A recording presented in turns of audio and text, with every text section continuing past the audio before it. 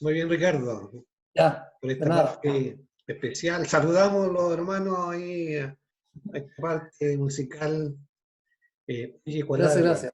¿ya? Muy Ya, bien, vamos entonces ahora vamos a partir. a dar inicio al estudio. Voy a abrir la presentación que tengo para que podamos ir guiándonos en el estudio de la lección o en el repaso de la lección de esta semana, ¿ya?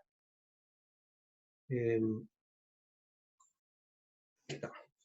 Muy bien. El tema de esta semana se titula La singularidad de la Biblia. Esta la lección número uno eh, de un nuevo trimestre. Este trimestre vamos a estudiar acerca de la palabra del Señor, de la Biblia, cómo interpretar la Biblia, cómo entenderla mejor, cómo saber cuál es el mensaje de Dios para nosotros. La Biblia tiene ciertas técnicas para estudiarla, ciertas reglas, y eso es lo que vamos a hacer. El tema número uno se titula La singularidad de la Biblia. La singularidad de la Biblia. ¿Ya? Recuerden, queridos hermanos, que vamos a ir hablando. Si alguno desea opinar, abre su micrófono y entonces puede opinar. ¿Ya? Yo voy a ir haciendo algunas preguntas también. Voy a ir haciendo algunas preguntas, pero si alguien quiere opinar sin que yo pregunte, también lo puede hacer. La singularidad de la Biblia, ¿ya? Eh, Vamos entonces a ver si no... La singularidad de la Biblia. Vamos a ir a algunos aspectos introductorios primeramente para que podamos comprender nuestro tema de esta semana, ¿ya? La primera pregunta que yo haría es, ¿qué sabemos de la Biblia? ¿Qué saben ustedes? ¿Qué podríamos decir? A ver, ¿algunas ideas? ¿Qué es la Biblia? ¿Qué saben de la Biblia? Algunos aspectos generales. Pueden opinar de a poquito, ¿cierto? Tiene que ser rapidito cierta parte, así van opinando algunas ideas. ¿Qué saben de la Biblia? ¿Qué es la palabra de Dios? La El palabra mensaje de de Dios. Dios para nosotros. A ver, la Biblia es la palabra de Dios. ¿Qué otra cosa saben? Que fue inspirada por Dios en distintos tiempos. Fue inspirada por Dios a través del tiempo. ¿Qué más? Raquel. Raquel. El 30% es profético, no sabía yo ese porcentaje, muy interesante. Ya, la Biblia tiene una buena cantidad de literatura profética. ¿Carlos, te iba a decir algo? Sí, escrita en un lapso de alrededor de 15 siglos. Escrita alrededor del lapso de 15 siglos. Podríamos decir más o menos 16, 1500 antes de Cristo y el primer siglo de nuestra era, Ya. unos Sí. 16 siglos aproximadamente, 1600 años. ¿Algo más? ¿Qué más conocen de la Biblia? ¿Qué ¿Cuántos posee libros 60? tiene la Biblia? A ver, ¿cuántos libros tiene la Biblia? Que posee 66 libros. Da uno, a ver, levanten la manito. ¿Quién va a leer? ¿Quién va a opinar? ¿Quién iba a hablar? Los que hablaron ahora, pero da uno. Ya, ¿cuántos libros tenía la Biblia, dijimos? 66. Sí. ¿Cuántos libros tiene el Antiguo Testamento? 39. 39, bien. ¿Y el Nuevo Testamento? 27. 27. Para que no se le olvide, 3 por 9, 27. 39 el Antiguo Testamento, 27 el Nuevo. 3 por 9, 27. ¿Ya? ¿Cuántos escritores más o menos tiene la Biblia? Como 40 aproximadamente. Aproximadamente unos 40 escritores. Bien. ¿Qué más saben de la Biblia? ¿Algún otro detallito? ¿Algún otro detallito? Los idiomas. Los idiomas, muy bien. ¿En qué idioma se escribió la Biblia? Hebreo, arameo y griego. Muy bien. prácticamente todo el Antiguo Testamento fue escrito en hebreo. Hebreo. Algunos capítulos del libro de Daniel especialmente, unos pasajes de Esther en arameo y el Nuevo Testamento en griego. ¿Ya? Bueno, podríamos seguir preguntando y saldrían muchos detalles, ¿ya? Entonces, lo que quería mencionar es que la palabra Biblia es una palabra de origen griego que significa libros, una palabra plural, libros. Y efectivamente la Biblia no es un libro, entonces es una recopilación de libros. Son 66 libros como ya hemos mencionado. ¿Ya? Entonces, 66 libros, fue escrito en un periodo de unos 1600 años, aproximadamente unos 40 escritores. Noten ustedes que yo hice aquí la diferencia. Sí, está escritorito. Pregunté cuántos escritores. Escritores son aproximadamente unos 40.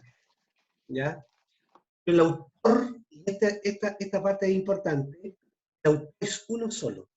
El autor es Dios. ¿Ya? Ese es un punto importante a tomarlo en cuenta. Es el libro en el cual se conservan más manuscritos en la actualidad. Unos 24.600 manuscritos, comparado con otras obras importantes, por lejos el libro que tiene más manuscritos de los cuales se pueden hacer copia y compararlo unos con otros. La Biblia también fue el primer libro traducido, ¿ya? Siglo II antes de Cristo. Ahí en la ciudad de Alejandría existía una gran biblioteca y el Antiguo Testamento fue traducido al griego. Esta es la versión que conocemos con el nombre de Septuaginta, ¿ya? O versión de los 70, así también se le conoce, porque fueron unos 70 eruditos que participaron de la traducción. ¿Ya? Entonces, esta pregunta, y a ver si acá tenemos un poquito de diálogos. ¿Qué piensan ustedes? ¿Por qué la Biblia es tan especial? Dejo la pregunta abierta. ¿Por qué consideran ustedes que la Biblia es un libro tan especial? Un libro que ha perdurado por siglos. Un libro que ha tratado de ser destruido, y como dice la misma palabra, sécase la hierba, marchítase la flor. La palabra del Dios nuestro permanece para siempre y continúa hasta nuestros días. ¿Ya? ¿Por qué la Biblia es un libro tan especial? Yo creo que es súper especial porque si bien es un mensaje para cada una de las personas en las que se escribió en ese tiempo, sigue siendo un mensaje súper actual y súper personal. Entonces es un libro súper especial. Muy bien, Silvana. Comparto contigo que la Biblia es un libro personal. Tiene un mensaje para todos, pero es un mensaje personal del Señor para nuestras vidas. ¿Ya? ¿Alguien más quiere opinar por qué la Biblia es un libro tan especial? ¿Raquel?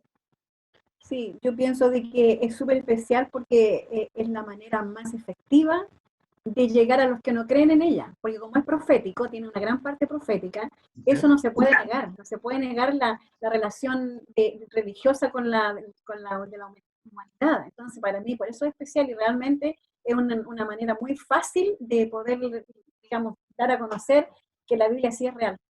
Ya, muy bien. ¿Alguien más quiere opinar por qué la Biblia es un libro tan especial? ¿Nadie más?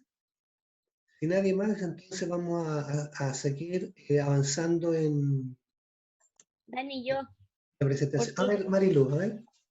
porque es el único libro que es capaz de cambiar vidas. Eso es extraordinario, ¿eh? Hay muchos libros importantes, muchos libros famosos, pero la Biblia es tan especial porque realmente es el único que puede cambiar vidas. No es que el libro en sí nos cambie, sino más bien dicho, Dios quien nos cambia, pero ese contacto con Dios empieza cuando abrimos su palabra, escuchamos el mensaje de Dios. Por eso cuando decíamos y preguntábamos qué es la Biblia, Raquel decía, es la palabra de Dios. Efectivamente, la Biblia es la palabra de Dios. Es Dios quien nos cambia. Pero todo comienza acá, en la Biblia, ¿ya? Así que, volviendo entonces a la pregunta del título de nuestra lección. ¿Qué hace de la Biblia un libro tan singular? ¿Ya? ¿Qué significa la Daniel. palabra singular? Daniel, Sí, sí, Ricardo. disculpa que te interrumpa, tenía problemas con el sonido Ya, y al final me puedo comunicar, ya lo solucioné. ok, ya. Sí, en realidad tú dijiste, nadie más quiere opinar, yo levantaba la mano y tú no me veías, pero yo pienso de que la Biblia es un libro muy particular porque es un libro inspirado. Ah, muy bien. Claro, es un libro inspirado por Dios, bastante interesante. Y yo estuve buscando la palabra, digamos, en el diccionario. ¿Ya? Entonces, claro, a ver, no sé si pueda, claro.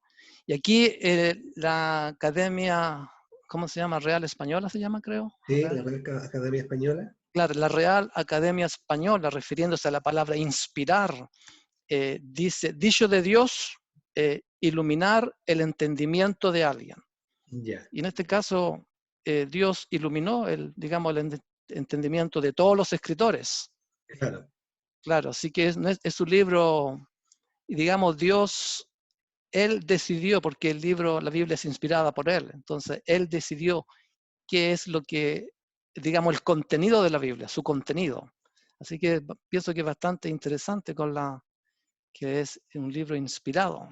Sí, ese Claro. es algo muy, digamos, importante en cuanto a la inspiración de la Biblia, ¿ya? Muy bien, gracias Ricardo por tu opinión. Entonces, vamos a ir a una de las partes que hemos tratado en esta semana. Uno de los aspectos singulares, digamos, de la Biblia, que hace de la Biblia algo tan especial, es su tema principal. Su tema principal, ¿ya? Porque la Biblia habla de muchos temas.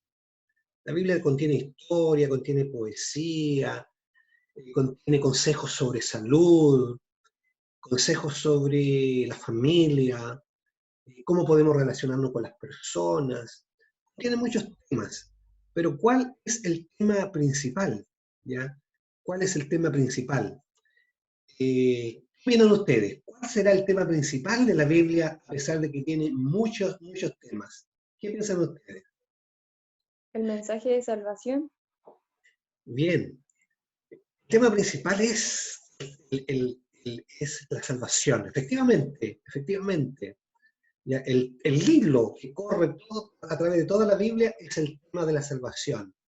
Si bien es cierto, podemos seguir sus consejos en cuanto a salud, en cuanto a relaciones humanas. Todo eso es importante, pero realmente el tema principal, uno de los temas más importantes de la Biblia es la salvación. Fíjense que Moisés cuando estaba ya a punto de morir y a punto de entrar en la tierra de Canaán, dio un discurso que ustedes seguramente ya lo leyeron. Y en ese discurso, parte del discurso ahí en el libro de Deuteronomio, capítulo 32, versículo 46, les dijo, aplicad vuestro corazón a todas las palabras que yo os testifico hoy, para que las mandéis a vuestros hijos, de que cuiden de cumplir todas las palabras de esta ley. Fíjense que aquí hay un tremendo mandato. ¿Qué es lo que está pidiendo Dios a través de Moisés al pueblo y a nosotros hoy día también? Dice que tenemos que aplicar a nuestro corazón todas las palabras que yo os mando, diría Dios. ¿Ya? El Señor se comunicó con Moisés, el Señor se comunicó con los profetas, dándonos mensajes de vida a cada uno de nosotros. Y entonces el Señor espera que nosotros apliquemos a nuestro corazón, lo apliquemos a nuestra vida. Y esto es tan importante que el versículo siguiente dice, porque no es cosa vana, ¿ya? Lo que es, dice que no es cosa vana que apliquemos la palabra de Dios a nuestra vida. Lo que es, dice, es vuestra vida. O sea, es la esencia de la esencia. Necesitamos entonces aplicar la palabra de Dios a nuestra vida. Eso es lo que nos dará la vida eterna, finalmente, y una vida mejor en esta propia vida, la vida terrenal. ¿Ya? Sabemos, por experiencia propia, lo hemos visto en miles de personas, millones de personas, en sus propias vidas, que cuando seguimos los consejos de la palabra del Señor, nuestra vida es mucho mejor. Tenemos mejor salud, tenemos esperanza, tenemos una cantidad de bendiciones. Y entonces lo más importante acá es que esto no es cosa vana. ¿Ya? ¿Qué está diciendo con que escuchar la palabra de Dios no es cosa vana? No es una cosa sin ninguna importancia. Todo lo contrario. Lo más importante es seguir los consejos del Señor. ¿Y cómo podríamos hacer de que realmente la palabra de Dios no sea una cosa vana, ¿ya? No sea algo sin sentido? Y la Biblia, como ustedes dijeron, es el libro más vendido. En cada casa hay una o dos o tres Biblias. Miles, millones de Biblias esparcidas por el mundo. ¿Cuántas de esas Biblias se leen? ¿Cuántas de esas Biblias están en el estante? ¿Cuándo dejamos un tiempo para abrir la Biblia y leer el mensaje de Dios para nosotros? Especialmente en estos tiempos que son tiempos de mucha correría, mucho tiempo en donde tenemos muchos detractores, donde tenemos la televisión por una parte, internet por otra, las redes sociales que consumen nuestro tiempo. ¿Será que le estamos dando importancia a la palabra de Dios? No es cosa vana, dice Moisés, es nuestra vida, la esencia de la esencia, ¿ya? Y miren, fíjense que estamos viviendo en un mundo de muerte, de destrucción, de autodestrucción. Si ustedes analizan conmigo, el mundo va por un camino de autodestrucción, un camino de muerte. Pero el Señor nos quiere dar, dice, vida abundante, vida abundante. Y en San Juan 10:10 dice, el ladrón no viene sino para hurtar y matar y destruir. Yo he venido para que tengan vida y para que la tengan en abundancia. Jesús vino a este mundo para darnos vida. ¿Y qué tipo de vida? Vida en abundancia. Y eso lo encontramos efectivamente aquí en la palabra de Dios. ¿Dónde nosotros conocemos a Jesús? ¿Dónde conocemos el plan de salvación? Profesor, ¿Dónde está el secreto de tener la vida en abundancia y la vida eterna? Está acá, la palabra del Señor. Ahí conocemos a Jesús. Podemos tener fe, podemos escuchar, pero si no leemos la Biblia y no vemos el mensaje de Dios, no encontramos a Jesús, entonces no tiene sentido. Fíjense ustedes que Jesús, o el apóstol Juan, mejor dicho en este caso, dice el que tiene al Hijo, tiene la vida. El que no tiene al Hijo, no tiene la vida. Estas cosas os he escrito a vosotros que creéis en Él, en el nombre del Hijo de Dios, para que sepáis que tenéis vida eterna y para que creáis en el nombre del Hijo de Dios. Noten ustedes entonces que ¿dónde está la vida? La vida abundante de la que habla Juan, la vida eterna de la que habla la palabra del Señor. en Jesús. Jesús. En la Biblia encontramos y podemos leer de Jesús, podemos estudiar las profecías del Antiguo Testamento que hablaban de Jesús, podemos ver la vida de Jesús en los Evangelios, las epístolas, cómo Jesús es realmente nuestra mayor, la única esperanza a este mundo que perece. Y otro texto que me gustaría también compartir con ustedes. Profesor Daniel. Y dígame. Quisiera comentar algo. Creo que en nuestra condición de pecadores, de seres humanos en pecado, tendemos siempre también a buscar en la Biblia mensajes que nos llenen de esperanza, y por eso que generalmente consideramos que el mensaje principal de la Biblia es el mensaje de salvación, además de buscar respuestas para aquellas personas que desconocen a Dios o que buscan también esa esperanza, y acudimos siempre a la Sagrada Escritura. Pero creo que además hay temas ciertamente también profundos, pero que tiene que ver con lo último que usted mencionó, que es sobre el amor de Dios, el carácter de Dios, que se refleja en todas las direcciones que Dios puede trabajar en el ser humano o en el mundo, en el universo entero. Lo que siempre ha buscado Satanás es derribar el carácter de Cristo. Así es. En el plan de salvación, en la creación de los ángeles, en el porqué del universo, en el porqué de adorarlo. Entonces creo que también ahí hay un tema que también trasciende desde principio a fin en la Sagrada Escritura y en el universo, en relación a el carácter y el amor de Dios, y el por qué la necesidad de salvar al ser humano. Entonces, producto de ese amor que es eterno, que es divino, sí es evidente de que el plan de salvación es realmente importante y trascendental, pero creo que también hay esa profundidad y que también debiera ser, sobre todo, considerada, que es la base de este plan de salvación, tiene que ver con el carácter que Satanás siempre ha tratado de derribar. Correcto. Y que ha sido la clave en todo orden de cosas. Cada vez que el ser humano se equivoca, o desde el principio cuando intentó que el hombre pecara, fue intentando derribar ese amor de nuestro Dios. Eso quería comentar. Muy amable, muchas gracias. Efectivamente, uno de los grandes temas, y el tema es Dios es amor, ¿cierto?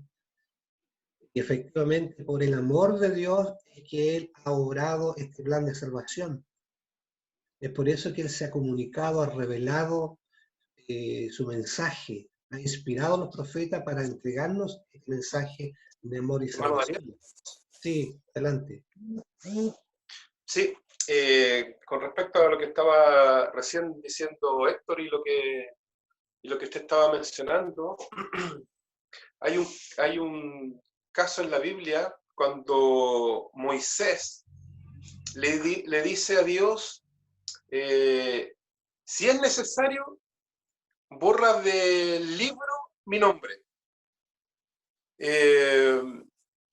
Yo sé que es el tema más estudiado y es lo que más le damos la importancia, pero cuando usted preguntó cuál es el tema principal de la Biblia, y la hermana White también lo menciona, y es que todo esto, el plan de salvación, el que haya venido el Hijo de Dios, todas las cosas es para vindicar el nombre de Dios ante el universo. Porque esta es una batalla que comenzó allá en el cielo y que a nosotros nos tiene como participantes, pero que todo es para vindicar el nombre de Dios, de nuestro Padre, ante el universo. Que todo lo que Él hizo y todo lo que hace, y aquí lo podemos llevar, como dice la Biblia, al plano personal, individual, es para vindicar el nombre de Dios. Moisés lo tenía muy claro. A él no le importaba salvarse. A él lo que le importaba era que el nombre de Dios no se viera afectado. Y ese es el tema principal de la Biblia. Todo lo que nosotros hacemos y todo lo que se ha preparado es para vindicar el nombre de Dios. De hecho, hay un relato que dice que cuando nosotros lleguemos al cielo, dice que todos vamos a arrojar nuestras coronas. porque el que merece toda la honra y toda la gloria y el por qué se hizo todo es Dios, el Padre, y por lo tanto, por eso yo creo que el tema principal es el vindicar el nombre de Dios. Sí, todos estos temas están muy relacionados, ¿ya? ¿Cómo llegar a la esencia misma, ¿cierto? El amor de Dios que hablaba Héctor, es sin duda el tema de las Escrituras, es el tema que más hablaba Jesús, ¿ya? Vindicar su carácter, exponer el gran conflicto entre las fuerzas del bien y del mal, ¿cierto? Todos esos son temas muy importantes y muy relacionados entre sí, ¿ya? Pero finalmente, ¿para qué Dios revela la Biblia? ¿Lo revela solamente para que nos demos cuenta que hay un conflicto? ¿Revela solamente para decir yo soy amor? ¿Revela para qué? ¿Cuál sería el fin último de la Biblia? Y la verdad es que el fin último, finalmente, en este contexto humano, es la salvación del hombre. La salvación del hombre, ¿ya? Y otros fines, o este conflicto, o que los mundos, ¿cierto? El nombre del Señor sea vindicado en el universo. Esto es cierto y está bien, está correcto, ¿ya?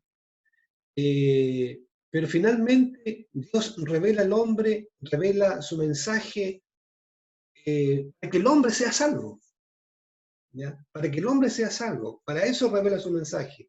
Para que el hombre conozca el conflicto, para que el hombre conozca que Dios es amor, para que el hombre conozca el perdón que Dios ofrece, para muchas otras cosas más.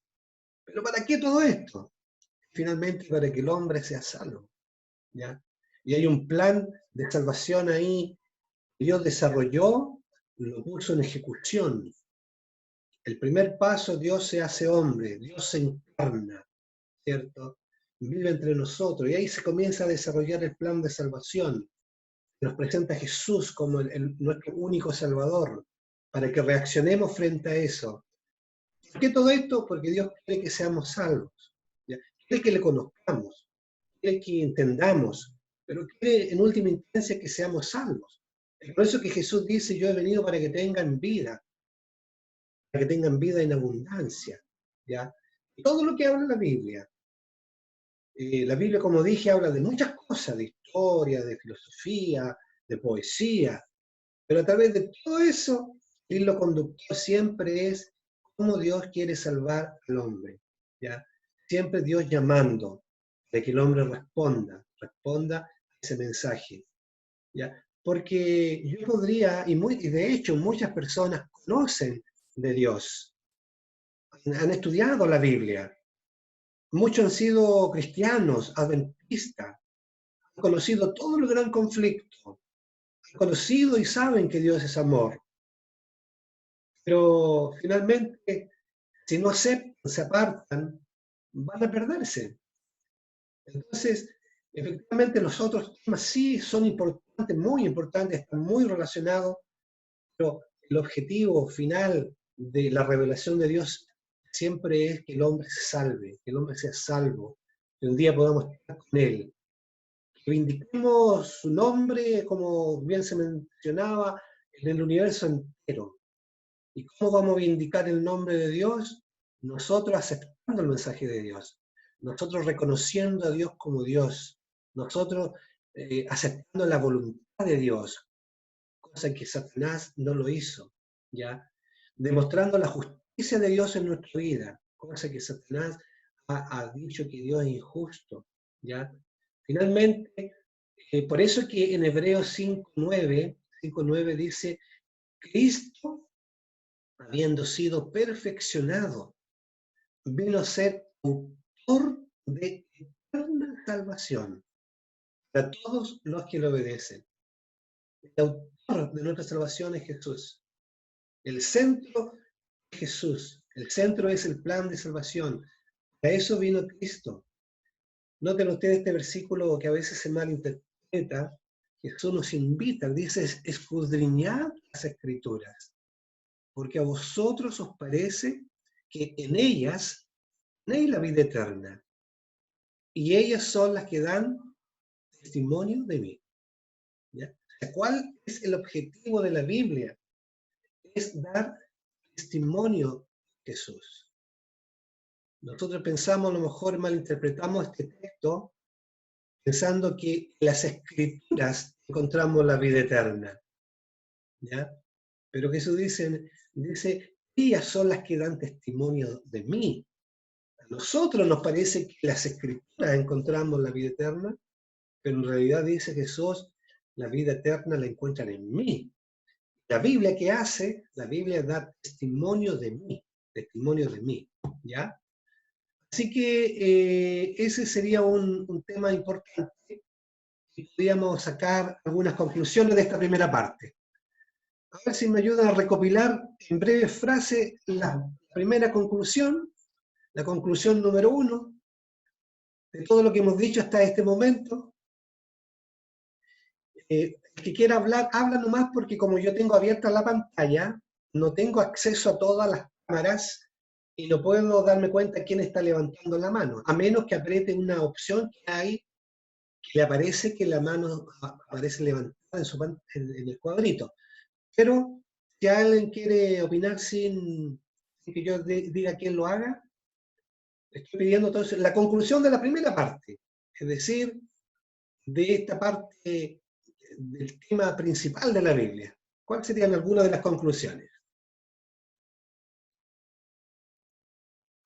¿Daniel? Sí. Sí, bueno, lo primero es lo maravilloso del amor de Dios, que quiere comunicarse con nosotros, no nos quiere dejar en ascuas y quiere que nosotros sepamos cuál es el plan que Él tiene para con nosotros respecto de este desastre que es el pecado. Claro. Todos hemos estado atentos a lo que nuestras autoridades están haciendo respecto del desastre de este famoso virus. Y estamos tratando de seguirlo, ¿no es cierto? Nosotros asimismo debemos estar atentos al mensaje que Dios nos quiere dar respecto del desastre en el que vivimos, que es el desastre del pecado. Y cuál es el plan que tiene para con nosotros para que nosotros salgamos de eso y darle una solución. Es una expresión de amor de Él, y no solamente que nos haya compartido su palabra, sino que compartió a su Hijo con nosotros para, como el principal antídoto, la principal solución a este desastre. Y ese plan se llama salvación.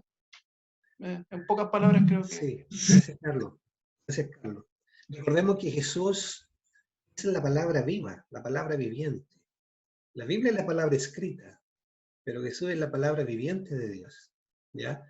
Así que una de las primeras conclusiones, o de las conclusiones de esta primera parte, podrían ser, además de lo que dice Carlos, aquí tengo escritas algunas ideas.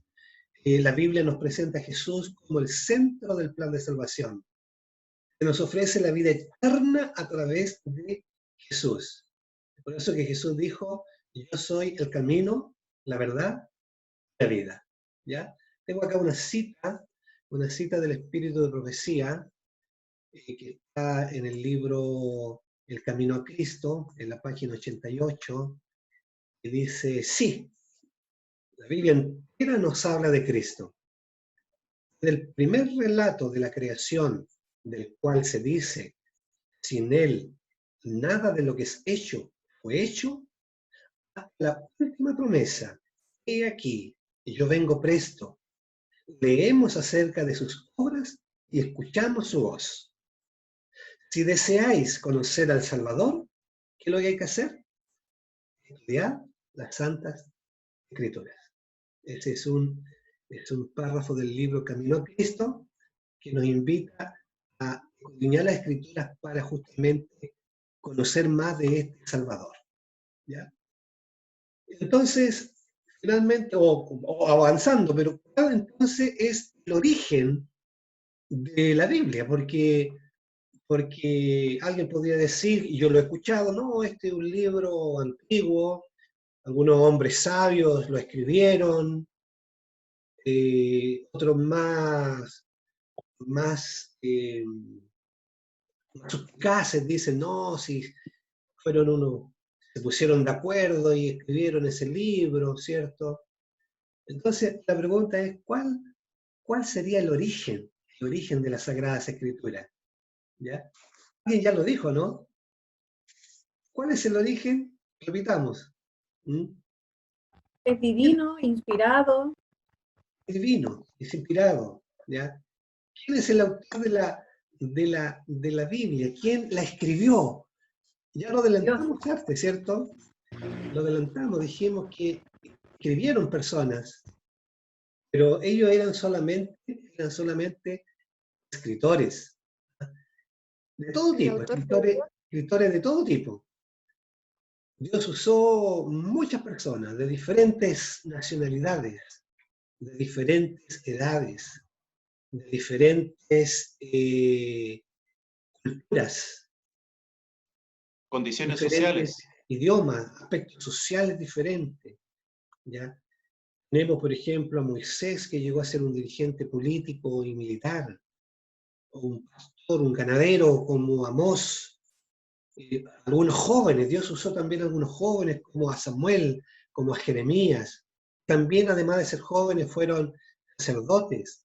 Dios usó a reyes como a David, a Salomón, que escribió tanta sabiduría, ya los salmos de David, conocidos, famosos, ya personas que escribieron en el exilio, es decir, personas exiliadas también, como Ezequiel, Daniel, ¿ya? Un cobrador de impuestos como Mateo, personas eruditas como Pablo. Pablo era un erudito, ¿ya? Así como escribieron jóvenes, también escribieron personas ancianas, como el propio Juan, que escribió el libro de Apocalipsis, o Daniel en su año ya de anciano, escribiendo las últimas visiones que el Señor le mostraba. ¿Ah? Tenemos a un médico, a un historiador como fue Lucas, que no era de origen judío, ¿ya? También tenemos hombres simples, sencillos, como Pedro. Ustedes recuerdan que Pedro se queja del apóstol Pablo y dice, algunas de sus epístolas son difíciles de entender. Claro, porque el apóstol Pablo, siendo un erudito, escribía a ese nivel. Y Pedro era un pescador de pocas letras. Y eso se nota en los manuscritos originales, en donde los manuscritos de Pedro, un griego muy, muy sencillo, muy básico. En cambio, el griego de Pablo, algo muy difícil, enredado muchas veces de comprender, ¿ya? Pero, hermanos, finalmente todo esto tenía un objetivo. Todo esto un objetivo. La Biblia dice, en este sentido, tenemos que entender que la Biblia, a pesar de que fue escrita por seres humanos, la Biblia no es una invención humana. Ese es el punto que tenemos que rescatar en esta segunda parte de la lección. ¿Ya? Ustedes conocen este texto, segunda de Pedro 1:21. Esta otra versión dice lo mismo, dice, porque jamás fue traída la profecía por voluntad humana. Aquí no hubo conspiración. No hubo que de pronto un erudito dijo, voy a escribir un libro, algo que hable de Dios. ¿Ya? Hay muchos libros que hablan de Dios, pero la diferencia es que, como dice acá, al contrario, los hombres hablaron de parte de Dios siendo inspirados por el Espíritu Santo. Inspirados por el Espíritu Santo. Esa es la diferencia. Esa es la importancia. La Biblia no es un libro cualquiera. La Biblia es un libro inspirado por Dios. ¿Ya? Un libro inspirado por Dios. Así que Dios guió a los escritores, de alguna manera, influenciando en su mente, mediante Espíritu Santo. Voy a remarcar un poquito este texto, porque me gustaría darle alguna explicación adicional. Dice, porque nunca la profecía fue traída por voluntad humana, sino que los santos hombres de Dios hablaron siendo inspirados por el Espíritu Santo. Aquí en esta frase que está destacado con amarillo me gustaría detenerme un poquito. Estos santos hombres de Dios hablaron siendo inspirados. ¿Qué es la inspiración? Ricardo hace un momento nos dio una definición de la Real Academia Española de inspiración. Yo no sé si alguno quiere explicarlo en sus propias palabras, qué es la inspiración. Porque dice que los santos hombres de Dios hablaron siendo inspirados. ¿Mm? Daniel. Sí. Sí, hay... alguna vez escuché la explicación